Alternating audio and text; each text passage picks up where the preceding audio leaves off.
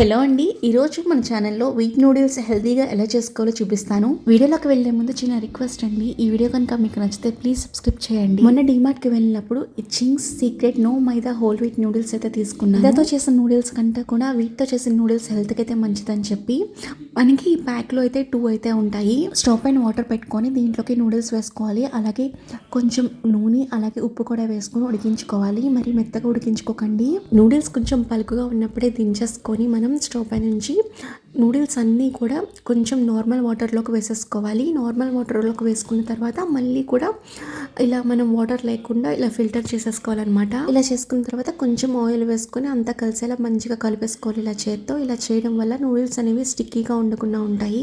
ఇప్పుడు స్టవ్ పైన ఏదైనా ఒక కడాయి పెట్టుకొని ఉల్లిపాయ ముక్కలు, పచ్చిమిర్చి ముక్కలు, ఇంకా క్యారెట్ ముక్కలు వేసుకొని ఫ్రై చేసుకోవాలి. కొంచెం అల్లం వెల్లుల్లి పేస్ట్ కూడా వేసుకొని బాగా కలుపుకోవాలి. మీరు కావాలనుకుంటే క్యాబేజ్, క్యాప్సికమ్ ఇలాంటి వెజ్జెస్ కూడా మేము ఇందులోకి వేసుకోవచ్చు.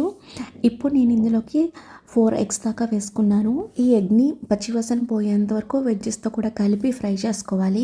ఇప్పుడు మనం ముందుగా బాయిల్ చేసుకున్న నూడిల్స్ ఉన్నాయి కదా, వాటిని అన్నిటిని కూడా ఇలా వేసేసుకొని కొంచెం గరం మసాలా, అలాగే 1/2 స్పూన్ దాకా పెప్పర్, ఇంకా రుచికి తగినంత ఉప్పు, 1 స్పూన్ దాకా కారం కూడా వేసుకొని ఇవన్నీ బాగా కలిసేలాగా హై ఫ్లేమ్లో పెట్టుకొని ఫ్రై చేసుకోవాలి. ఇప్పుడు చిన్నగా తరిగిన కొత్తిమీర ఇందులోకి వేసేసుకొని మంచిగా కలిపేసుకొని స్టవ్ ఆఫ్ చేస్తే వీట్ నూడిల్స్ రెడీ అయిపోయినట్లే. వీడియో నచ్చితే కనుక ప్లీజ్ లైక్ చేయండి. Thanks for watching this video.